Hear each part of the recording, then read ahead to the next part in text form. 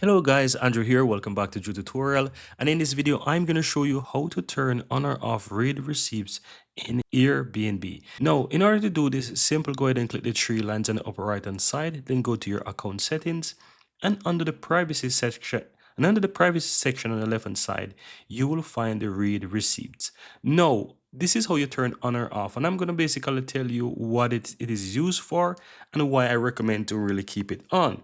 So in case you're communicating with an apartment or a host, then they'll be able to see if you have read their message or not. And that's why you want to keep it on. In case you want to keep this private, then you can turn it off, right? It's something like you use it on the WhatsApp. You don't want someone to see when the message has been read. You can turn that feature on or off. This is quite similar. And so you can turn on this feature on or off if you so desire. And that's it, guys. If you want to turn off the read receipts, you can simply turn it off. If you want to keep it on, you can keep it on. But that's the purpose behind it.